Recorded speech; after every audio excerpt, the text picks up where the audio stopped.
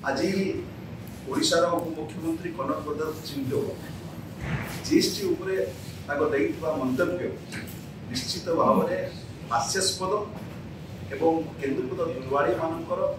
स्वार्थ विरोधी ये मंतव्य से कहते केन्दुपत्र जीएसटी केन्दुपत्र दुआड़ी मान कौन प्रकार प्रभाव पकड़ना कि काली आम प्रेस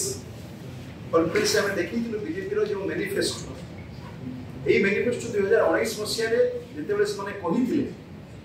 भारत वर्ष नरेंद्र मोदी द्वितीय थर प्रधानमंत्री हेले भारत वर्ष बीजेपी द्वितीय थर सरकार गठन कले केन्द्रपत्र ऊपर जीएसटी को छाड़ करेंगे ये से समय मैनिफेस्टो एवं से समय गृहमंत्री अच्छा अमित शाह जिते बरगढ़ केन्दुझर भुवनेश्वर निर्वाचन प्रचार करते गत पदमपुर उपनिर्वाचन में केन्दुपत्र उपर जीएसटी छाड़ करने दिगरे बारंबार वक्तव्य देते बीजेपी नेता मान से मंतव्य तथ्य पर आधारित होता मंतव्य थिला बेले आज जहाँ मंतव्य रखिंट तथ्य पर आधारित नुहे केन्दुपत्र दुआड़ी मान स्वार्थ विरोधी ता सहित से जो कथा उत्थापन कर राज्यर स्वार्थर कथा कहवाक जाई से निज ओडिशा केन्दुपत्र दुआड़ी मान विरुद्ध में कहते मन रखा दरकार अच्छे से जो निर्वाचन मंडली पाटनागढ़ आउट से 53,000 ऊर्ध दुआड़ी ये केन्दुपत्र निज जीविका भाव निर्भर करते जिते केन्दुपत्र व्यवसायी माने ओडिशा सरकार पाखु केन्दुपत्र को निलाम टेंडर आकार नियंती जीएसटी को से भितर अंतर्भुक्त कर जाना उद्देश्य कहीदेवाई चाहे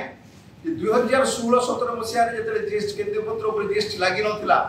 ये व्यवसाय प्राय 700 कोटी टंकार व्यवसाय होता प्रति वर्ष बेलू जीएसटी लगला 2018 मसीह प्रत्येक वर्ष यार व्यवसायिक परिमाण कमी कमी जाऊँगी जहाँ गत वर्ष प्राय 530 कोटी पहुंची जाइए 700 कोटी व्यवसाय एवं ता सहित केन्दुपत्र उपर जीएसटी लगे पूर्व 2016-17 मसीह व्यवसाय केन्दुपत्र दुआड़ी मानक तत्कालीन मुख्यमंत्री 100% बोनस देते कर्मचारी मान 25% बोनस देते बोनस परिमाण निर्धारित करे से वर्ष होता व्यवसाय लाभांश किंतु 2018 मसीह जीएसटी लगला केवल केन्दुपत्र उपर व्यवसाय 700 कोटी 550 कोटी पहुंची नुहे लाभ कमिबार जो दुआड़ी और कर्मचारी माने बोनस परिमाण कमी लाभ कमिबा जो आगामी दिन में पूर्वतन मुख्यमंत्री विजु जनता दल से समय सरकार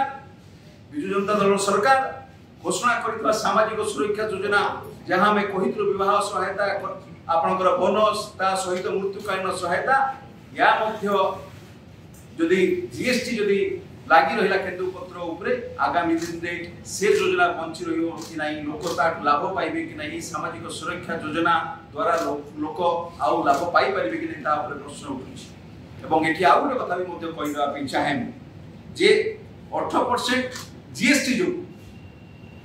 जिते बड़े से समय गृहमंत्री केन्द्र सरकार मैनिफेस्टो जो कथा रखिले से ये कथा को विचार को नहीं नथिले कि भूल मानिबे कि से जो आज कथा कहते जीएसटी उच्छेद करगले बीडी कंपनी मान सुहब तो तांकर ये मैनिफेस्टो कौन बीडी कंपनी मान सुहबा करते कि ये हूँ आज प्रश्न एवं ओडिशार स्वार्थपाई ओडिशार 15 लाख दुआड़ी कर्मचारी मान स्वार्थपाई केन्दुपत्र ऊपर जीएसटी को छाड़ करने दिगरे विजु जनता दल सरकार बारंबार दाबी करिछि केंद्र सरकार पाखरे आगामी दिन में पूर्वतन मुख्यमंत्री 4 थर चिठी लिखिथिले जीएसटी काउंसिल रे ओडिशार पूर्वतन अर्थमंत्री बारंबार कथा उठेइछन्ति ता सहित लोकसभा और राज्यसभा विजु जनता दल सांसद माने या पूर्व केन्दुपत्र ऊपर जीएसटी को छाड़ करने दाबी रखिंट आगामी दिन में रखिए और आज कनक सिंहदेव मंतव्य दुर्भाग्यजनक ता सहित मुझे केन्दुपत्र दुआड़ी मान स्वार्थ विरोधी मंतव्य।